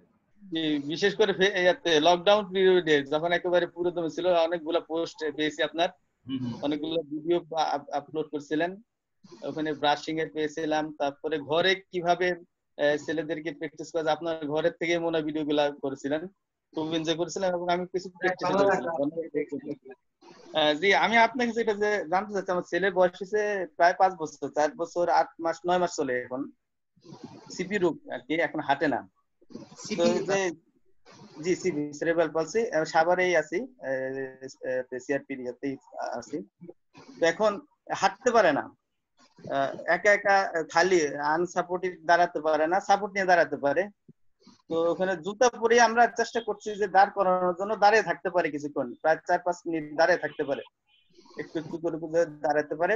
কিন্তু যখন হাঁটতে চায় তখন ও দেখি যে বাম দিকে চলে যায়, সোজা না এসে বাম সাইডে চলে যেতে চাচ্ছে। এটা কি ব্যালেন্সগত সমস্যা কিনা? একটু বাম সাইডটা আমার দুর্বল মনে হচ্ছে। হাঁটতে গেলে বাম সাইডে চলে যায়, হাঁটতে গেলে বাম সাইডে চলে যায়। আপনার প্রশ্নটা বুঝতে পারছি। বিশেষ করে সিপি বাচ্চাদের বিশেষ করে তো তাদের আসলে ডেভেলপমেন্টাল অনেক মানে যে ক্রস মোটর এগুলা ডেভেলপমেন্টাল প্রবলেম থাকে এবং এগুলা ধাপে ধাপে তারা শিখে। তো সে একটা স্টেজে আসছে, কিন্তু আপনাকে এই যে ব্যালেন্সিং এর অনেক কাজ আছে যেটা অকুপেশনাল থেরাপিস্টরা এবং ফিজিওথেরাপিস্টরা করায়। তো এগুলা আপনার করার মাধ্যমে আস্তে আস্তে তার ব্যালেন্সটা ডেভেলপ করবে।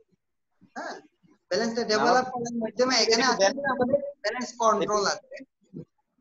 জি, আবার কেউ বলে যে চোখে কোনো সমস্যার কারণে বা অথবা ব্রেনে কোনো সমস্যা কেন হচ্ছে নাকি ব্যালেন্সের কারণে হচ্ছে? এটা কি ব্যালেন্সটা আমি বলি। আর ব্রেন সিপি বাচ্চা, যেহেতু সিপি তো আসলে জন্মের সময় অক্সিজেনের অভাবে ব্রেনের ড্যামেজ থেকেই তো সিপি প্রবলেমটা তৈরি হয়। হ্যাঁ, এটা আমরা সবাই জানি। আর যেহেতু সে ওই ড্যামেজ হওয়ার কারণে তাদের কিন্তু সব ডেভেলপমেন্টাল প্রসেস গুলাতে সমস্যা হয়। তো এখন এই যে তার গ্রস মোটর ডেভেলপমেন্টাল হচ্ছে একটা স্টেজে, সে তার বয়স এখন কত? 5 বছর ধরা চলে, 4 বছর 9 মাস। হ্যাঁ, তার 4 বছর। কিন্তু তার গ্রস মোটর ডেভেলপমেন্টাল যে এইজটা আছে সেটা অনেকটা 10-12 মাসের মতো আছে। হ্যাঁ, তো এখন তাকে তাকে আবার এই অ্যাক্টিভিটি করায় কিন্তু ধাপে ধাপে স্টেপ বাই স্টেপ যেতে হবে। তো সেটার জন্য বেস্ট আপনাকে ওই যে সিআরপি তে, আর যেহেতু আপনি আছেন, আপনার থেরাপিস্টরা যে বিভিন্ন ব্যালেন্সিং এর অ্যাক্টিভিটি করাচ্ছে সেগুলা করায় কিন্তু চলে আসবে, কিন্তু প্র্যাকটিসের মধ্যে রাখতে হবে। মানে আস্তে আস্তে করে তার ব্রেনটা এই জিনিসটা ম্যাচিউর হবে, লার্ন করবে, স্কিল হবে, তখন সে পারদর্শী হবে। আর ব্যালেন্সটা কন্ট্রোলের মধ্যে আমাদের যেটা আছে centre of gravity, equilibrium reaction আছে। এই রিঅ্যাকশনের মাধ্যমে এই যে আমরা একদিকে ব্যালেন্স গেলে আরেকদিকে কাত হয়, এটার মাধ্যমে কিন্তু আমরা ব্যালেন্স কন্ট্রোল করাটা শিখি। এই শিখাটা তার প্রসেস আছে, প্রক্রিয়া আছে। এই প্রক্রিয়ার কারণে একটু ব্যালেন্স কন্ট্রোল করার জন্য বাঁকা হয়ে যাচ্ছে। এটা আপনার প্র্যাকটিস করাতে কিন্তু চলে আসবে। কিন্তু যখন বাম দিকে চলতে নিজে যখন হাঁটতে চেষ্টা করে তখন বাম দিকে বাম দিকে তার একটু ব্যালেন্সটা কম পাচ্ছে, তো সেইটা এটা অ্যাডজাস্টমেন্টের জন্য এটা করে। কিন্তু একটা আঙ্গুল দিলে, আঙ্গুলটা ধরলে কিন্তু সোজা স্মুথলি চলে আসে সোজা করে। হ্যাঁ, মানে একটু সাপোর্ট পেলে সোজা চলে আসে, কিন্তু সাপোর্টটা না দিলেই বাম দিকে চলে যায়। হ্যাঁ, না ওই যে মাসেল টুনটা এক পাশে তো ঠিক আছে, আরেক পাশে কম আছে। মাসেল স্ট্রেংথটা, এক পায়ের মাসেল স্ট্রেংথ আছে, এখানে মাসেল টুন, মাসেল স্ট্রেংথ, এই ব্যালেন্স কন্ট্রোল, তিনটা জিনিসই জড়িত এটা আসলে বাচ্চা কমপ্লিটলি হাঁটার জন্য। তো এখন তার এই যে কিছু ব্যালেন্সিং এ কিছু জায়গায় স্ট্রেংথ ওই হাঁটার লেভেলে আছে, কিছু জায়গায় এখনো ওই স্ট্রেংথ ওই লেভেলে যায় নাই। যার কারণে এটা হচ্ছে, এটা আপনাদের যে ফিজিওথেরাপিস্ট আছে, অকুপেশনাল থেরাপিস্ট আছে, তাদের সাথে শেয়ার করবেন। ওনারা যেভাবে আপনাকে এক্সারসাইজটা দেখায় দিবে ওইভাবে আপনারা বাসায় করাবেন। এবং থেরাপি সেন্টারে বিভিন্ন বল আছে, ব্যালেন্স বোর্ড আছে, দোলনা আছে, তারপরে রকিং হর্স আছে। এই জিনিসগুলোর মাধ্যমেই কিন্তু ব্যালেন্সিং প্র্যাকটিস করায় রিঅ্যাকশনটা যত ম্যাচিউর হবে তত এটা তার হয়ে যাবে, ঠিক হয়ে যাবে। যেমন আমি আরেকটা বিষয় আমি জানতে চাচ্ছি যে ব্রাশিং এর ব্যাপারে আপনার ভিডিওতে আমি দেখেছি ব্রাশিং নিয়ে অনেক কথা বলেছেন, এবং ওই যে বলেছিলেন যে শুধুমাত্র ব্রাশ হলে না দিয়া শুধু কাপড় দিয়ে ওইটা দিয়েও চলে। আপনি দেখেছিলেন ভিডিওতে, আমি দেখেছি। কিন্তু একটু জানতে চাই আর কি, আমার ছেলেকে বলা হয়েছে প্রতি 2 ঘন্টা অন্তর হলো ব্রাশিং করতে। আমি বলি, আপনার বাচ্চা সিপি বাচ্চা, হ্যাঁ, ফার্স্ট অফ অল সিপি বাচ্চার sensory problem, tactile sensory problem কতটুকু আছে এটা আপনার বুঝতে হবে। না বুঝে আপনি 2 ঘন্টা অন্তর অ্যাপ্লাই করে কোনো প্রয়োজন নেই, কারণ সিপি বাচ্চাদের সোশ্যাল স্কিলে ওইরকম প্রবলেম হয় না। এখন তার যদি ট্যাকটাইল জনিত প্রবলেম থাকে তখনই আপনার এই ব্রাশিংটা আপনার অ্যাপ্লাই করতে হবে, ঠিক আছে? না হলে প্রয়োজন নাও হতে পারে, বয়স যেহেতু 4 বছর হয়ে গেছে। হয়তো আমরা 2-3 বছরের বাচ্চার ক্ষেত্রে, মানে 2-3 নয়, 1 বছরের নিচের বাচ্চার ক্ষেত্রে আমরা বিভিন্ন হয়তো ব্রাশিং সিপির ক্ষেত্রে অ্যাপ্লাই করি। তো অনেক পরবর্তীতে প্রয়োজন হয় না। এটা হয়তো অটিজম বাচ্চাদের ক্ষেত্রে প্রবলেম হয়, প্রবলেম থাকে। হ্যাঁ, যদি কেউ যদি স্পর্শ করে, এখন একটু কমে গেছে, স্পর্শ করলে এটা মানে খুবই ক্রোধান্বিত বা রাগ করতো সে। প্রবলেম ছিল, এখনো কি আছে? এটা কমে গেছে। যাক আলহামদুলিল্লাহ। এখন কি সে মাথা দিয়ে যদি এমন করে কেউ ধরে, তার মানে অনেক কিছু খেপে যায়। কিন্তু আবার পরিচিত কেউ যদি করে তখন আর খেপে না, মানে স্পর্শ করলে ধরলে রাগ করে ইয়ে করে, কিন্তু পরিচিত অ্যাঙ্গেলের মধ্যে কেউ করে না।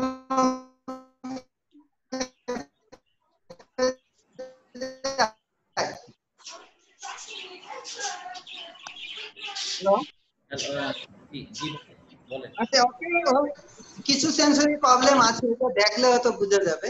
ওই থেরাপিস্টে ওই যে আপনি অকুপেশনাল থেরাপিস্টের অ্যাডভাইস গুলা ফলো করবে। আর ব্রাশিংটা আসলে 2 ঘন্টা অন্তর অন্তর আমার মনে হচ্ছে ওর জন্য প্রয়োজন নাই, তাও দেখলে হয়তো বলতে পারবো কতটুকু প্রয়োজন আছে। আচ্ছা, ধন্যবাদ। আর কোনো প্রশ্ন আছে কারো কাছে? কারো? আসসালামু আলাইকুম ভাই। ওয়ালাইকুম আসসালাম। ওয়ালাইকুম আসসালাম। আমার ছেলের বয়স 4 বছর 8 মাস। ওর এসডি প্রবলেম। আচ্ছা কিন্তু কিছুক্ষণ আগে যে আপুটা বললেন যে দাঁতে বাড়ি দেয় কোনো জিনিস দিয়ে,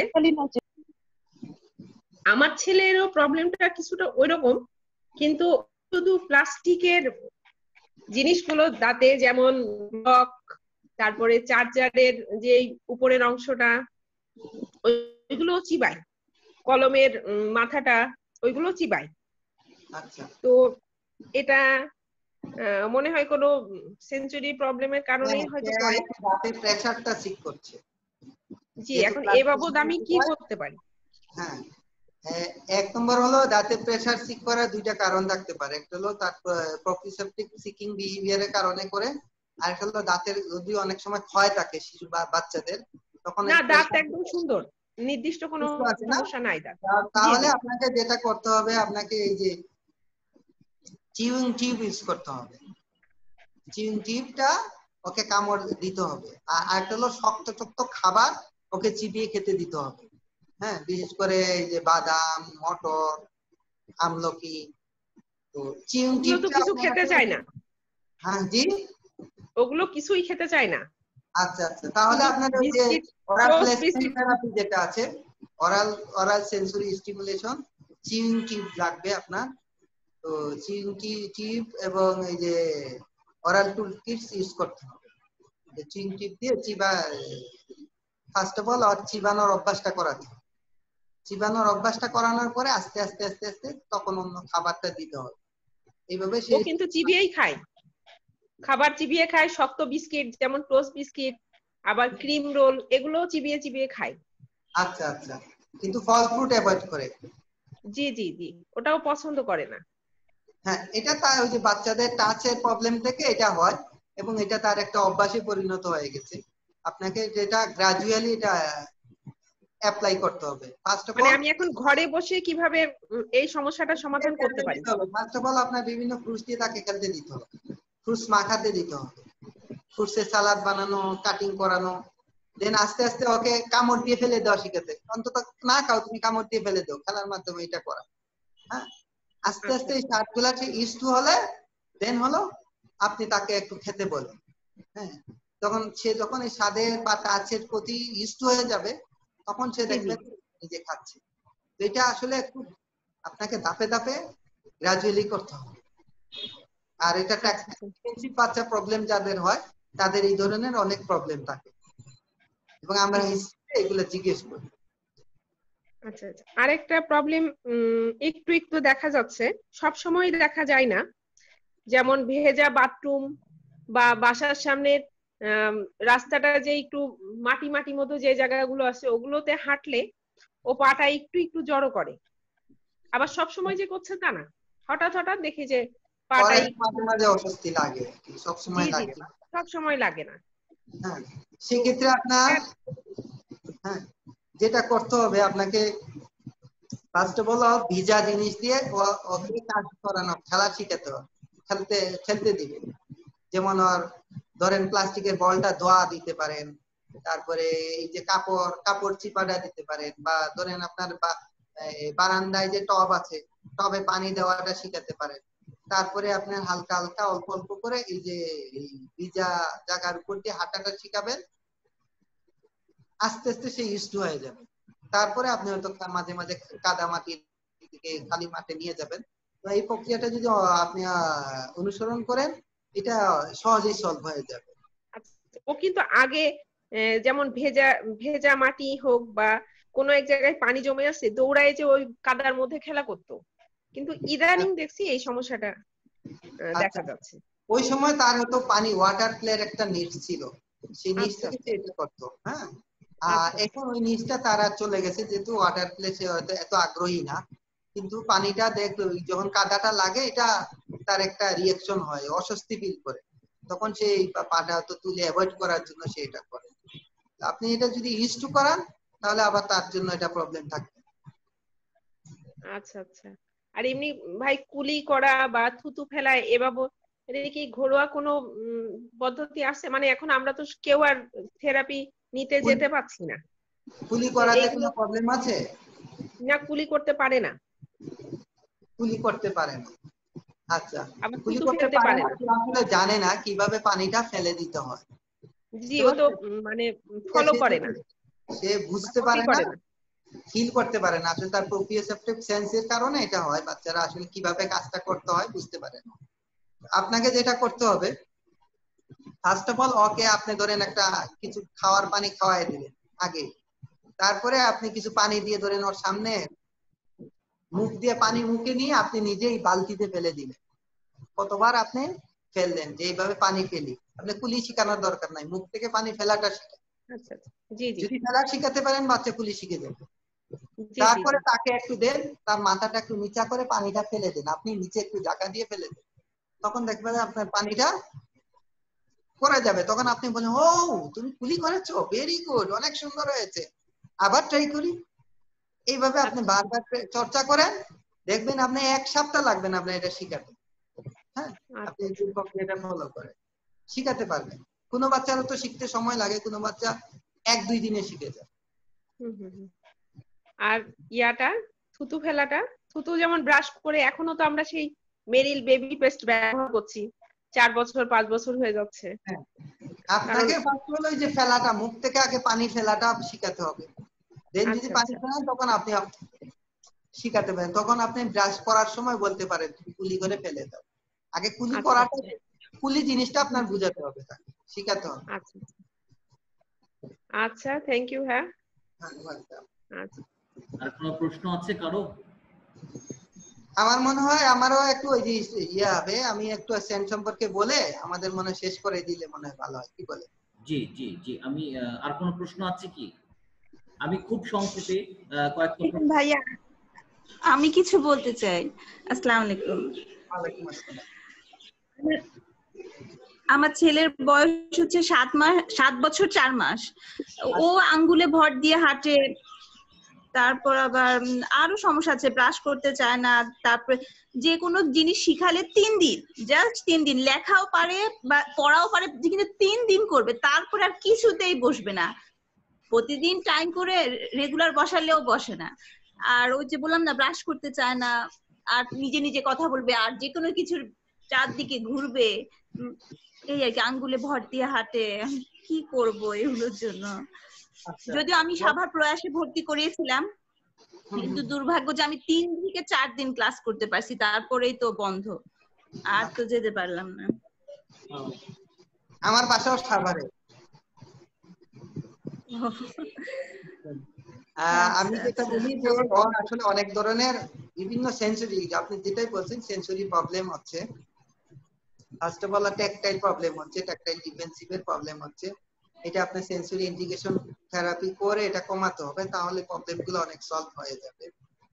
আপনাকে অন্তত নিয়মিত বা সপ্তাহে 3-4 দিন হলে সেন্সরি ইন্টিগ্রেশন থেরাপি লাগবে ওর জন্য। এখন আপনি বাসায় যেটা করতে পারেন, ওকে বিভিন্ন কাপড়ের, বিশেষ করে কার্পেটের উপরে বিভিন্ন টেক্সচার কাপড়ের উপর দিয়ে হাঁটাতে পারে। হাঁটালে হয়তো ওই যে পায়ের তলায় ওর বিভিন্ন সেন্সরি প্রবলেম হচ্ছে, এটা যে টুর উপরে হাঁটাটা অনেক কমতে পারে। আরেকটা হলো আপনি ওকে এই যে বালু কাদা মাটি এগুলোর উপর দিয়ে হাঁটাবেন, হ্যাঁ, তাহলেও ওর যে পায়ের তলার যে সেন্সটা সলভ হবে আশা করি। আর এর পাশাপাশি আপনাকে থেরাপি নিতে হবে। আর আরো যেটা বললেন সে যে ওই কি জানি বললেন যে সে 3 দিনের বেশি মনোযোগ রাখতে চায় টেবিলের না। চারদিকে ঘুরছে, হ্যাঁ, এটা আসলে তার টেবিলের চারদিকে ঘুরবে, প্রবলেম হয়ে গেছে। করতেছে। সে কাজটা শিখার পরে যে দেখছে আম্মু আমাকে করাচ্ছে, সে এটা অ্যাভয়েড করার জন্য সে করতে চায় না, সে এসকেপ বিহেভিয়ার। আপনাকে তাকে মোটিভেট করতে হবে, বিশেষ করে সে কাজটা বুঝতে হবে সে তার রেইনফোর্সমেন্টটা আপনি হয়তো প্রপার ভাবে ইউজ করতে পারছেন না। যে আপনি যখন কাজটা শেষ হওয়ার পরে প্রথম যে 3 দিন 1-2 দিন যে কাজটা করার পরে আপনি এমন কিছু কাজ করাতে হবে তাকে যেটা সে পছন্দ করে। ধরেন সে আজকে 10 মিনিট সে টেবিলে বসে একটু লিখেছে, আপনি তাকে এমন কিছু অ্যাপ্রিসিয়েট করে আপনি তার পছন্দের একটা খাবার দেন, বা তার হয়তো সে দুলনা পছন্দ করে, ওয়াও তুমি লিখেছো, আমি খুশি হয়েছি, চলো দুলনায় যাই, তুমি অনেক ভালো। এইভাবে তার ইন্টারেস্ট গ্রো করাতে, সে ওই বোর 3 দিনেই সে বোর ফিল করে তখন সে স্কেপ করে, এবং ওই বিহেভিয়ার, এবং এটা সে লার্ন করতেছে যে সে এটা করলে আমাকে আর পড়াতে পারবে না, আমাকে কাজ করাতে পারবে না, এবং এটা করতে করতে কিন্তু এটা পরবর্তীতে দেখা যাবে সব ক্ষেত্রে এটা অ্যাপ্লাই করা শুরু করবে। আপনাকে এখনই সেই বিহেভিয়ার ম্যানেজমেন্টে যেতে হবে। বিহেভিয়ারটা ম্যানেজমেন্ট যেটা হলো আপনাকে তার এই যে বাচ্চার যে কাজের প্রতি যে রেসপন্সটা আছে, গুড রেসপন্সটাকে আপনি অ্যাপ্রিসিয়েট করতে হবে। অ্যাপ্রিসিয়েট বিভিন্ন ভাবে করা যায়, ঠিক আছে? রেইনফোর্সমেন্ট, যে আপনি খাবার ইউজ করে, টয়েস দিয়ে, তাকে প্রেইজ করে, তাকে তার প্রশংসা করে, তার পছন্দের কাজ করিয়ে, এই যে সেন্সরি মানে এই রেইনফোর্সমেন্টটা আপনাকে আর একটু জানতে হবে। এই যদি জানেন তা এইভাবেই আপনি তাকে যদি করান, তার আগ্রহটা বাড়বে, আগ্রহ বাড়লে সে কিন্তু কাজগুলা তখন সে দেখবেন ডিউরেশনটা বেড়ে গেছে। আর সে বিহেভিয়ার যখন করে, আপনি কাজটা কমপ্লিট করে তাকে ছুটি দিবেন, হ্যাঁ প্রয়োজনে সাহায্য দিবেন, সাহায্য দিয়ে কাজটা কমপ্লিট করবেন। লিখতে যাচ্ছে না, হাতে ধরে লেখা, হ্যাঁ লেখা শেষ, এখন আমি দোলনায় যাব, লেখা শেষ, এখন আমি একটু বারান্দায় গিয়ে একটু সময় ওয়েট করে আসবো, ব্রেক নিয়ে আসবো। এইভাবে আপনাকে তাকে সিস্টেম ফলো করতে হবে আপনাকে। আবার আরেকটা আপনি কার্ড ইউজ করতে পারেন, যে তোমার এখন একাডেমিক কাজ, তারপরে তোমার এই কাজ, আপনি পিকচার ইউজ করতে পারেন। পিকচারের মাধ্যমে তাকে বুঝাতে পারেন যে এইটা এই রুটিন, তারপরে তোমার এই রুটিন, তারপরে তুমি মানে এটা শেষ হয়নি, শেষ করে উঠো, শেষ করে উঠো। এইভাবে আপনাকে এটা টোটালি বিহেভিয়ার ম্যানেজমেন্টে আপনার আসতে হবে, অ্যাটেনশন যেটা কাজটা। দীর্ঘদিন তাকে সাইকেল চালানো শিখাইলাম, পারে, বাট ব্যালেন্স চাকা ছাড়া পারে না, বুঝছেন? চালাচ্ছে অমনি অন্যমনস্ক হয়ে চুপ করে বসে দাঁড়ায় থাকবে সাইকেল নিয়ে। মানে নিজে নিজে কথা বলতে খুবই পছন্দ করে, মানে কারোর সাথে তো মিশবে না, নিজে নিজে কথা বলবে। সে যখন এই কাজটা করে না তখন আপনি কি করেন? সে কি সবসময় আপনাদেরকে, হ্যাঁ তখন নিশ্চয়ই তাকে বলেন যে মানে বারবার ফোর্স করেন কাজটা করো করো। না সেটা বলি না, বলি যে তাবিব এরকম একা কথা বলবে না, মায়ের সাথে বলো বা বাবার সাথে বলো, এরকম বলি। একা কথা বলতে হবে, কি যেন বলে, মানে হয়তো কার্টুনের কথা বা কিছু। যখন কাজ করে ওই সময় আপনাকে তার সাথে কথা বলতে হবে। সাইকেল চালাচ্ছ, ওয়াও তুমি সাইকেল চালাচ্ছ, অনেক সুন্দর হচ্ছে, মানে এই কমেন্ট্রিটা আপনাকে কাজ করার সময় করতে হবে। অনেক সময় হয় কি এইসব বাচ্চার অডিটরি এই জিনিসগুলা ওয়ার্ড গুলা শোনার জন্য, বা আপনি হয়তো বকা দেন, বকাটা শোনার জন্য সে কাজটা থামায় দিলেন, তো বা আপনাকে একটু খেপানোর জন্য সে কাজটা থামায় দিচ্ছে, তো সেটা সে তো খেপানো বুঝে না, কিন্তু আপনার ভয়েসটা তার ভালো লাগে, এটা হতে পারে। তো এটা অ্যাটেনশন সিকিং থেকেও হয় বাচ্চা। তো আপনাকে ওই কাজের মধ্যে যদি দিয়ে আপনি অ্যাটেনশন দিয়ে দেখেন, যখন কাজ করে আর যখন থেমে যায় আপনি সাইলেন্ট হয়ে যান, শেষ। ওই সময় আপনি তাকে হয়তো আবার কাজটাকে এঙ্গেজ করাতে পারেন, নয় ফিনিশ করায় অন্য কাজে নিয়ে যেতে পারেন। কিন্তু কাজ করার সময় আপনাকে একটু অ্যাটেনশন বেশি দিতে হবে, মানে তার নিচটা ফিল আপ করেন অ্যাটেনশন। দেখেন তো তখন যদি অ্যাটেনশন সিকার হয় সে, তখন দেখা যাবে তার এই কাজের ডিউরেশনটা সে বাড়ায় দিচ্ছে আপনার এই প্রেইজটা শোনার জন্য, আপনার কথা শোনার জন্য, আপনার ভয়েসটা শোনার জন্য। আসলে বিহেভিয়ারটা আসলে বিভিন্ন কারণে হয়তো, কারণটা আপনাকে আইডেন্টিফাই করতে পারবেন যত সহজে, তত এই সলভ করা যাবে তত সহজ। ধন্যবাদ। আর কোনো প্রশ্ন আছে কি কারো? তাহলে আমরা স্যান্ডের ব্যাপারে কথা শুনতে চাই ভাইয়ের কাছ থেকে। আমরা অনেক খুব আগ্রহ নিয়ে আসলে অপেক্ষা করছি স্যান্ড সম্পর্কে জানার জন্য। আমি আমার থেরাপি রুমে গিয়েই স্যান্ড সম্পর্কে বলি। আচ্ছা শিওর, অফ কোর্স, হ্যাঁ একটু দেখালে ভালো হয়। হ্যাঁ হ্যাঁ হ্যাঁ।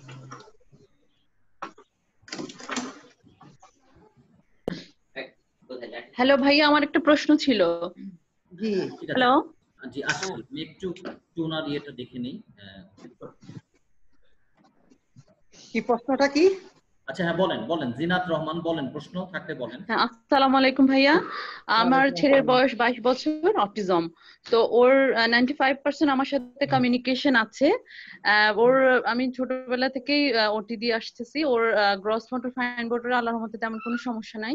ইদানিং যে সমস্যাটা দেখা দিয়েছে ওর হচ্ছে, ও সবকিছুতে খুব জোরে জোরে চাপ দিচ্ছে, মানে যেমন মুখ মুছছে খুব জোরে চাপ দিচ্ছে টাওয়াল দিয়ে। তারপর আপনার এমন ভাবে চুলকাচ্ছে, ওখানে লাল হয়ে যাচ্ছে। তারপর ক্রেয়ন দিয়ে যখন আঁকছে একেবারে পেন্সিলটা ভেঙে যাচ্ছে, এত জোর দিচ্ছে যখন ছবি আঁকছে। তারপর এখন ওকে আমি আরো মানে ওর যে বয়স, সেই গোল প্ল্যানটা আমি নিতে চাচ্ছি শেপ করার। এখন যদি ওকে রেজার ইউজ করতে দিই তাহলে সে তো জোরে চাপ দিবে, কেটে যাবে। এখন এই জোরে চাপ দেওয়াটা সে কেন দিচ্ছে, বা তার কোনো সেন্সরি প্রবলেম হচ্ছে কিনা, সেটা আমি জানতে চাচ্ছি একটু। আচ্ছা, ও আসলে প্রেসার গ্রেড করতে পারছে না। প্রপিওসেপটিভ সেন্সের প্রবলেম। প্রেসার আমাদের গ্রেড করতে হয় যে আসলে কত জোরে ধরবো, কত জোরে চাপ দিব। সেই গ্রেডটা সম্ভবত করতে পারছে না। তাকে সরাসরি দেখলে হয়তো আর একটু বুঝতে পারবো আমি। এই যদি এই প্রবলেমের কারণে সে ডিপ প্রেসার সিক করছে তার বডিতে, আসলে তার অনেক সেন্সরি প্রসেসিং অনেক প্রবলেম হচ্ছে এখন। তো আপনাকে একটু ওই সেন্সরি আমাদের একটু অ্যাসেসমেন্টে নিয়ে আসতে পারলে সবচেয়ে ভালো হবে। সেই অনুসারে তাকে কিছু আপনাকে স্ট্র্যাটেজি দিতে হবে। আমি তো চিটং এ থাকি। আমি কি আপনার সাথে কিভাবে যোগাযোগ করতে পারি, বা কোনো অনলাইনে ওর আপনার কোয়েশ্চেন গুলোর জবাব দিলে হয়তো আপনি আমাকে একটা সলিউশন দিতে পারবেন, সেটা কিভাবে সম্ভব হবে? আমার মেসেঞ্জার আইডিতে আপনি কল দিতে পারেন, আমিনুল হক চৌধুরী অফিস। আপনার নাম কি? আমার নাম হচ্ছে জিনাত রহমান। আমার ছেলে চট্টগ্রাম প্রয়াসের স্টুডেন্ট। আচ্ছা আচ্ছা, এখানে সিফাত আছে, তো সিফাত আছে, সম্ভবত চিনেন, তাকেও বলেছি। কিন্তু সেও মানে আমাকে যেগুলো বলেছে আসলে ওগুলা ওই তাকে বিভিন্ন কাজে ব্যস্ত রেখে রেখে প্রেশারটা ওকে কন্ট্রোল করা শেখানোর কথা সেও বলেছে। কিন্তু আসলে ওই আমি আরো একটু বেটার চাচ্ছি আর কি, মানে কারো কাছে যারা এক্সপেরিয়েন্স আছে, যেমন আপনার অনেক এক্সপেরিয়েন্স, আপনি যদি আমাকে কোনো একটা ক্লু দিতে পারেন, কোনো একটা। হ্যাঁ, এই জন্যই আসলে আপনার সম্পর্কে ডিটেইলস জানতে হবে। আসলে আপনি যেহেতু সিফাত, আপনাকে সিফাতে আছেন, সে আন্ডারে আছেন, সে কি কি কাজ দিচ্ছে, আপনার কোনো ল্যাকিং হচ্ছে কিনা না, বা কোনো গ্যাপ আছে কিনা না, সেটা যদি আরেকটা বোঝা যায় তাহলে তো তা হয়তো দেখা যাবে যে আপনার। আরেকটা বিষয় হলো যে আপনার যে অ্যাকচুয়ালি প্রপিওসেপটিকের প্রবলেম নাকি ট্যাকটাইলের প্রবলেম, এই জিনিসটা আপনাকে না, নিশ্চিত আমার হতে মনে হবে। হচ্ছে তার দুটোতেই প্রবলেম হচ্ছে, ট্যাকটাইলও প্রপিওসেপটিভ, দুটোতেই হচ্ছে।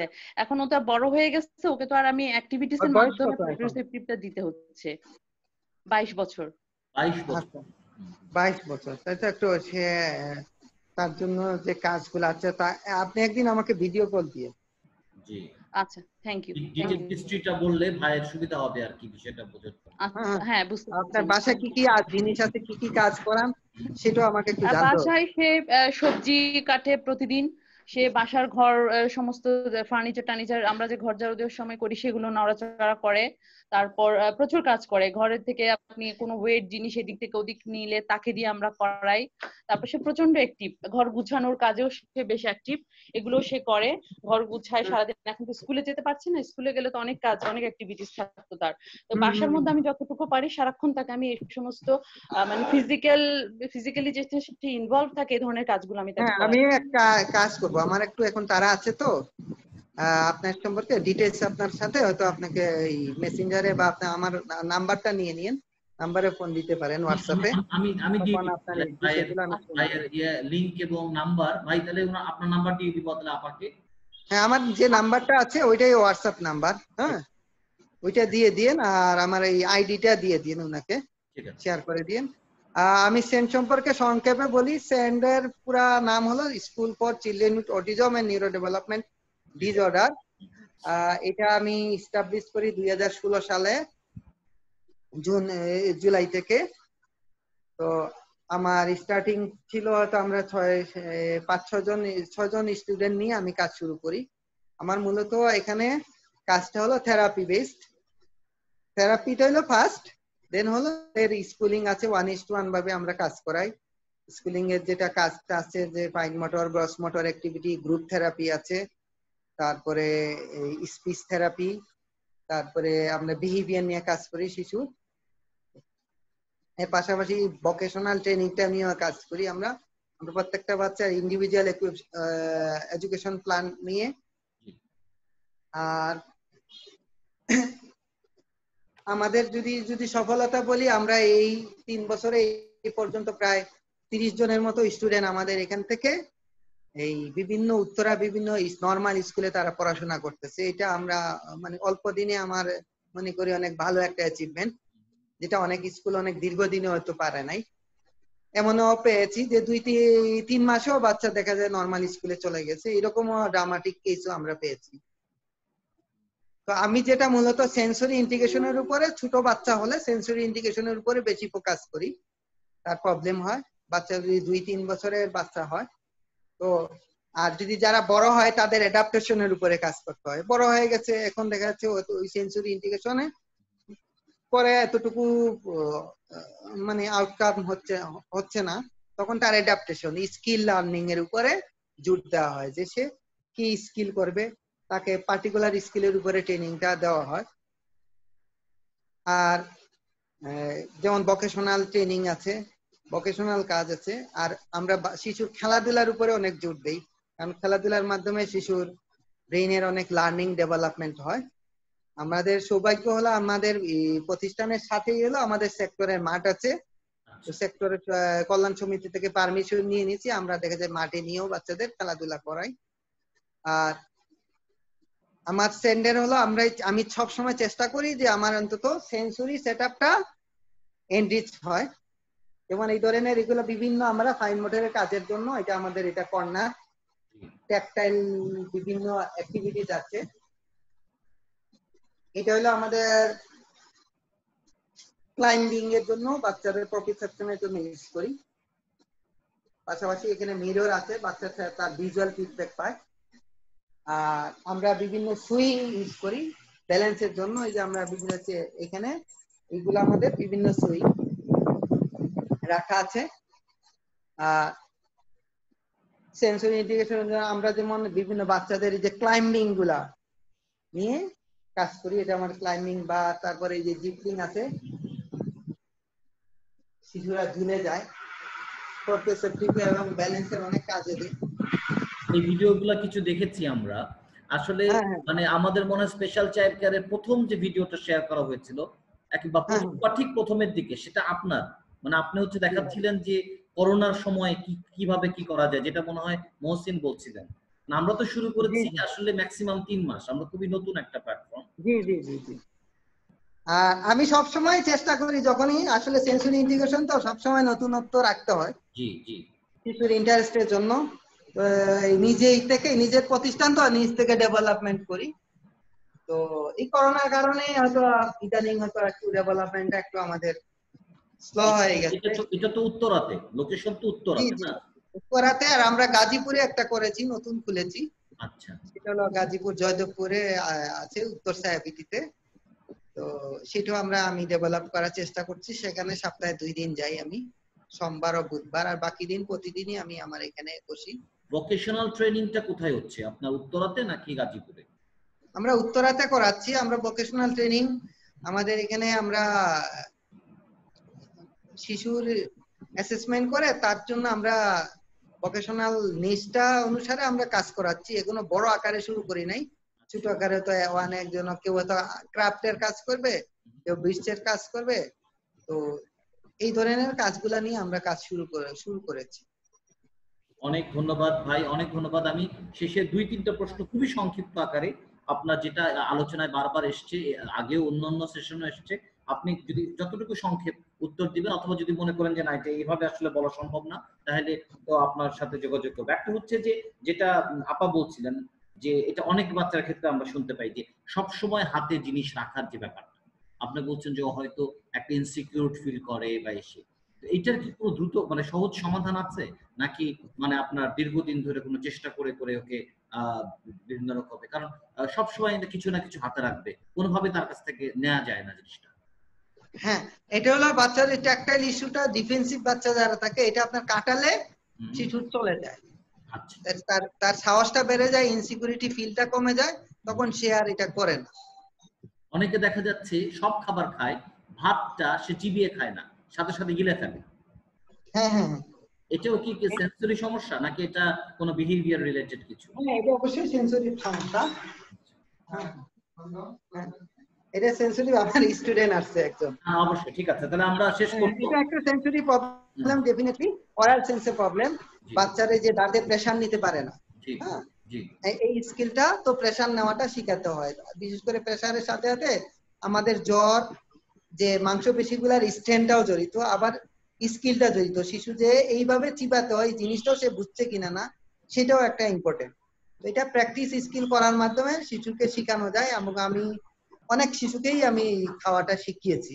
অনেক অনেক ধন্যবাদ, অনেক ধন্যবাদ। তাহলে আমাদের মধ্যে যারা আপনার সাথে যোগাযোগ করতে চাইবে তারা, আমি ইতিমধ্যে জিনাত আপা আপনাকে আমি পাঠিয়ে দিয়েছি, ভাইয়ের লিংক এবং ফোন নাম্বার পাঠিয়ে দিয়েছি।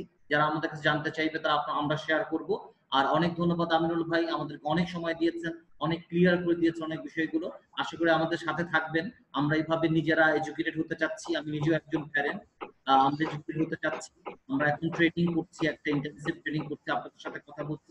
আর এই যে আপনার প্যারেন্টদের সাথে প্রফেশনালদের যে একটা যোগসূত্র তৈরি করা, সেটার কাজ করে যাচ্ছি আমরা। তো আশা করি আমাদের সাথে থাকবেন।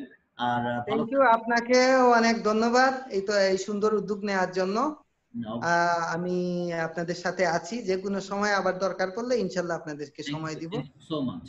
আপনাদের সাহায্য ছাড়া সম্ভব না। আশা করি আমাদেরকে সাথে থাকবেন, ভালো থাকবেন, সাবধান থাকবেন। জি, আসসালামু আলাইকুম। ওয়ালাইকুম আসসালাম।